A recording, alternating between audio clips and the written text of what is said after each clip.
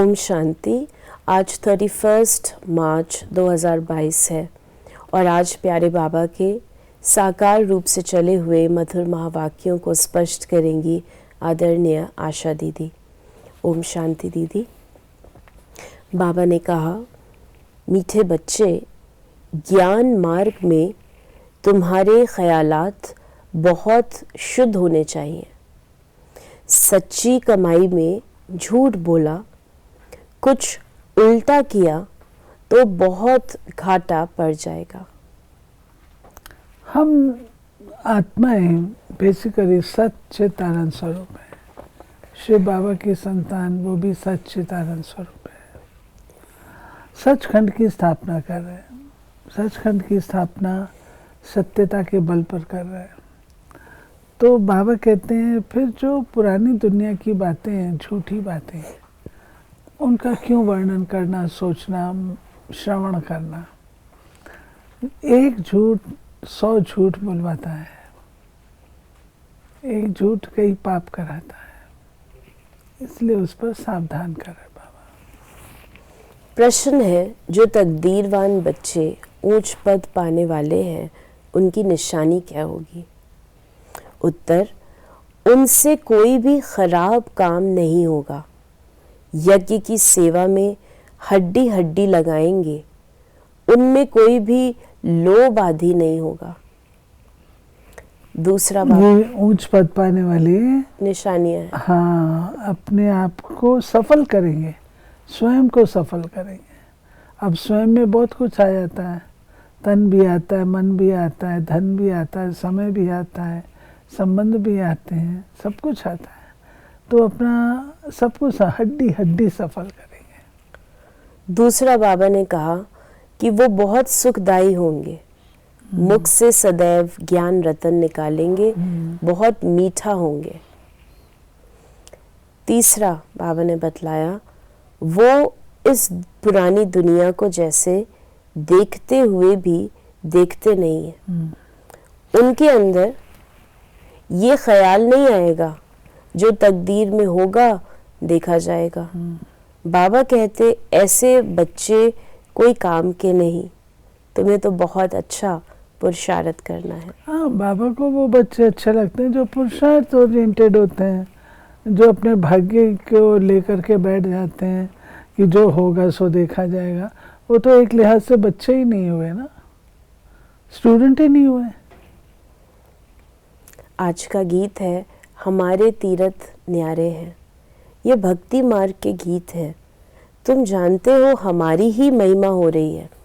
भक्ति मार्ग में महिमा गाई जाती है और प्रार्थना की जाती है, और ज्ञान मार्ग में ये प्रार्थना और भक्ति नहीं की जाती। ज्ञान माना पढ़ाई, जैसे स्कूल में पढ़ते हैं। पढ़ाई में एम ऑब्जेक्ट रहती है, हम ये पढ़कर फलाना पद पाएंगे, ये धंधा करेंगे। कई सीखते हैं ऐसे ठगी करेंगे, पैसा कमाएंगे। तो बाबा ने कहा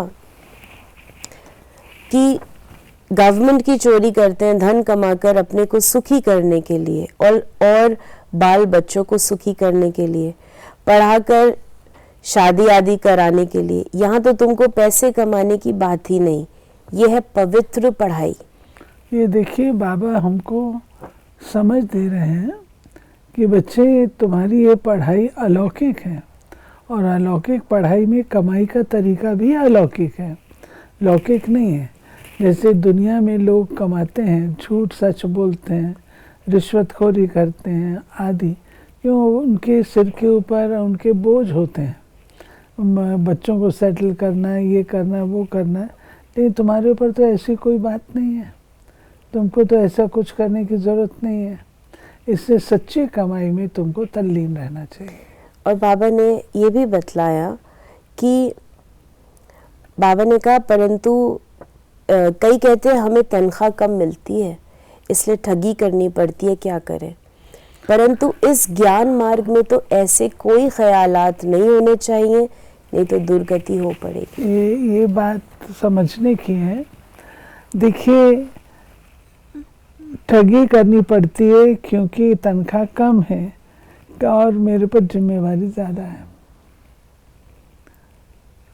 मैं कितनी ठगी कर लूँगी, ठगी करने का तो कोई एंड नहीं है। इसके विपरीत दूसरी चीज़ है जिसको हम संतुष्टता कहते हैं। अगर संतुष्टता में हम मेहनत कर लें तो हमारी ये चीज़ जो है वो करने की ज़रूरत ही नहीं पड़ेगी, रिश्वतखोरी आदि।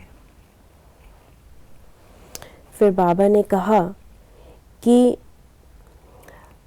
कोई चोरी आदि करते हैं तो केस चलता है, उसमें कोई छूट भी जाए, परंतु यहाँ तो धर्मराज से कोई छूट न सके। पाप आत्मा को तो बहुत सज़ा खानी पड़ेगी। यानी बाबा कह रहे हैं कि अगर हम ऐसे कोई भी प्रकार का पाप करेंगे तो वो धर्मराज की सज़ा अवश्य खानी पड़ेगी। निशान तो पड़ गया ना। नए नए बच्चों को शायद मालूम न भी हो, इसलिए बाबा सावधान करते हैं कि अब ये ईश्वरीय दरबार है, राइट हैंड फिर धर्मराज भी है, उनकी सजाएं तो 100 गुना ज्यादा है। बाबा कहते हैं कितना छुपाओगे, किससे छुपाओगे? धर्मराज से तो कुछ भी छिप नहीं सकता, तो उसकी सजाएं भी फिर 100 गुना हो जाती हैं। बहुत बच्चे लिखते, बाबा आपका फरमान है कि गृहस्थ व्यवहार में रहते सिर्फ मुझे याद करो, श्रीमत बिगर कोई भी काम नहीं करो। परंतु हमको तो व्यवहार में बहुत कुछ करना पड़ता है, नहीं तो हम गुजारा कैसे करें? इतने थोड़े रुपए में इतने भांति कैसे चल सकेंगे? भूखा रहना पड़े, इसलिए व्यापारी लोग धर्माओं भी कुछ निकालते रहते हैं। समझते हैं जो कुछ हमारे से पाप होते हैं वो मिट जाएं, हम धर्मात्मा बन जाएं। धर्मात्मा पुरुष से बहुत पाप नहीं होते, क्योंकि धर्मात्मा पाप से कुछ डरते हैं। इस प्रकार बाबा ने हम आज जैसे पूरा बिजनेस कैसे करना है सच्चाई सफाई से वो भी बतलाया कि ऐसे भी बहुत हैं जो कभी धंधे में झूठ नहीं बोलते, एकदम दाम फिक्स रखते हैं, तो उनका धंधा भी बहुत अच्छा चलता है। फिर बाबा ने बतलाया कि जो ऊंच पद के पुरुषार्थी होंगे उन्हों का ख्याल चलता रहेगा कि जाकर सुने सीखें कि कैसे भिन्न भिन्न रीति से समझाते हैं। वो चक्र लगाते रहेंगे, सुनते रहेंगे फलाना कैसे समझाता है। ऐसे सुनते सुनते बुद्धि का ताला खुल जाएगा। बहुत लिखते हैं, प्रदर्शनी से हमारी बुद्धि का ताला खुल गया। बाबा ने बहुत मदद दी है। बाबा ऐसे बहुत मदद देते हैं, परंतु किनको पता नहीं पड़ता। समझते हमने बहुत अच्छा समझाया। कोई सच्चे बच्चे समझते हैं कि ये सारी मदद बाबा की है। बाबा मदद कैसे करता है? ये है ज्ञान की भरपूरता से।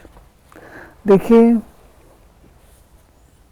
चीज को खींचने का तो कोई एंड नहीं है, परंतु इतना ज्ञान से भरपूर कर दें जो थोड़े में संतुष्ट हो, इच्छा मात्र में अविद्या हो जाए, उसके लिए पढ़ाई चाहिए, उसके लिए पढ़ाई नहीं चाहिए।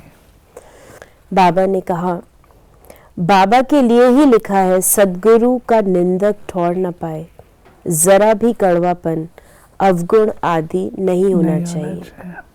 बहुत है जिनको थोड़ी चीज नहीं मिलती है तो एकदम बिगड़ पड़ते हैं, परंतु बच्चों को परीक्षा समझ शांत में रहना चाहिए। आगे बड़े बड़े ऋषि मुनि कहते थे हम ईश्वर को नहीं जानते। अब ये लोग ऐसे कहें तो कोई इनको माने ही नहीं। तो बाबा ने जो अभी इससे पहले कहा कि कोई चीज़ नहीं बिगड़ने की जगह उसे परीक्षा समझ के बच्चों को शांत रहना चाहिए। नहीं, बाबा का कहने का भाव है कि अपने स्वमान से नीचे नहीं आओ। अभी कोई परीक्षा आई है और उस समय वो आपको उकसा भी रही है बोलने के लिए, लेकिन शांत रहो, अपनी रॉयल्टी मेंटेन करो। ज्ञान से शक्ति जो मिलती है उसको एक्सरसाइज करो। बाबा समझाते हैं, तुम सब आत्माएं आपस में भाई भाई हो। आत्मा अपने भाई के शरीर का खून कैसे करेगी? हम सब आत्माओं को बाप से वर्षा लेना है। मेल हो चाहे फीमेल, ये भी देह अभिमान छोड़ना है। शिव बाबा कितना मीठा है, तो हम भी शिव बाबा के बच्चे हैं। भाई भाई हैं तो हमको कभी भी आपस में लड़ना झगड़ना नहीं है। ये बाबा परिवार की फजीलत बता रहे हैं, रूहानी परिवार की। आपस में एक दूसरे को समझ के चलो, एक दूसरे से मिठास से चलो, एक दूसरे को रिस्पेक्ट दे करके चलो। लड़ना झगड़ना वो तुम्हारी शान नहीं है। बाप कहते हैं देह अभिमान को छोड़ो, हम आत्मा है, अब वापस जाना है, यही तात लगी रहे। पूरा पुरुषार्थ करना चाहिए। बाप जैसा मीठा और लवली ज़रूर बनना है, तब बाप कहेंगे सपूत बच्चा है, कितना लवली हो गया है। बाप कितना निरहंकारी है। कहते हैं मैं तुम्हारा बाप, टीचर, गुरु सब कुछ हूँ। आधा कल्प से तुम मुझे याद करते आए हो कि बाबा आओ। ये मेरा भी ड्रामा में पार्ट है। पहले ये घड़ी आदि नहीं थी। बाबा कह रहे पहले रेती पे टाइम देखते थे। ये साइंस से जो कुछ बन रहा है ये तुम्हारे लिए है। ये साइंस वाले कोई ज्ञान नहीं लेंगे, उनको आना ही प्रजा में है। महल आदि बनाने वाली तो प्रजा ही होगी ना, होती है ना। राजा रानी ने तो ऑर्डर देने वाले राजा रानी तो ऑर्डर देने वाले होते हैं, तो ये कोई गुम नहीं हो जाएंगे, ये बहुत होशियार हो रहे हैं। फिर बाबा ने हम बच्चों को बतलाया, कहते हैं पत्थरों ने गीत गाया। पहले तुम पत्थर बुद्धि थे, बाबा ने आकर तुमको पत्थर बुद्धि से पारस बुद्धि बनाया है। अभी तुम गीता का गीत गा रहे हो, बाकी वो पत्थर गीत नहीं गाएंगे। ये बाबा ने थोड़े दिन पहले भी मुरली में कहा था, गीत गाया पत्थरों ने। एक फिल्म आई थी, तो उस फिल्म से बच्चों बाबा के पास गीत लेके आए कि बाबा ये देखो ये नया गीत निकला है। तो बाबा बताते हैं कि पहले तुम ही पत्थर बुद्धि थे, जब आप पारस बुद्धि बनते हो तो बाबा के गीत गाते हो। बाबा ने कहा कि अब तुम्हारा काम है जो भी आवे उनको समझाना। तो तुम्हारा परमपिता परमात्मा के साथ क्या संबंध है? जब तक इस बात का एक्यूरेट जवाब नहीं लिख कर दे तब तक बाबा को मिलना ही फालतू है।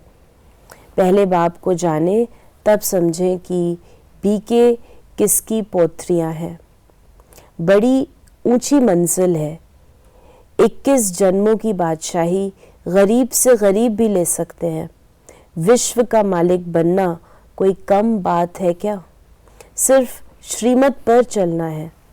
भगवान खुद कुर्बान जाते हैं बच्चों पर, 21 जन्मों की कुर्बानी करते हैं। श्रीमत पर चलना जिससे विश्व की बादशाही ले सकते हैं। श्रीमत पर। श्रीमत क्या कहती है? श्रीमत कहती है स्वर्ग की बादशाही लेनी है आपने। स्वर्ग की बादशाही कम बात थोड़ी है। स्वर्ग क्या है? सर्वगुण संपन्न, 16 कला संपन्न देवी देवता है, प्रकृति का पुरुष का सामंजस्य है, आपस में सबका तालमेल है। ऐसे स्वर्ग के महाराजा बनना, तो आपकी बुद्धि कितनी विशाल चाहिए। वो विशाल बुद्धि का आधार क्या है? श्रीमत। आज बाबा ने वरदान दिया, नॉलेजफुल बन, हर कर्म के परिणाम को जान, कर्म करने वाले मास्टर त्रिकालदर्शी भव। त्रिकालदर्शी बच्चे हर कर्म के परिणाम को जानकर फिर कर्म करते हैं। वे कभी ऐसे नहीं कहते कि होना तो नहीं चाहिए था लेकिन हो गया, बोलना नहीं चाहिए था लेकिन बोल लिया। इससे सिद्ध है कि कर्म के परिणाम को न जान भोलेपन में कर्म कर लेते हो। भोला बनना तो अच्छा है, लेकिन दिल से भोले बनो, बातों में और कर्म में भोले नहीं बनो। उसमें त्रिकालदर्शी बनकर हर बात सुनो और बोलो, तब कहेंगे सेंट अर्थात महान आत्मा। पुरानी दुनिया पुरानी बातों से भोले बनो, ज्ञान में तो शोले बनो। स्लोगन है, एक दो को कॉपी करने के बजाय बाप को कॉपी करो तो श्रेष्ठ आत्मा बन जाएंगे। कल बाबा ने कहा ना, कॉपी करना बाबा सिखाता है। बाबा दुनिया में कॉपी करना मना करते हैं, लेकिन यहाँ पे बाबा कहता है कॉपी करो, ब्रह्मा बाप को कॉपी करो। तो ये थे बाबा के आज के महावाक्यों का स्पष्टीकरण। यदि आपके मन में कोई भी सवाल है तो आप उसे मैसेज कर सकते हैं 8826599309 पर, और हम आपके प्रश्नों का उत्तर प्रश्नोत्तरी कार्यक्रम में लेने का प्रयास अवश्य करेंगे। ओम शांति।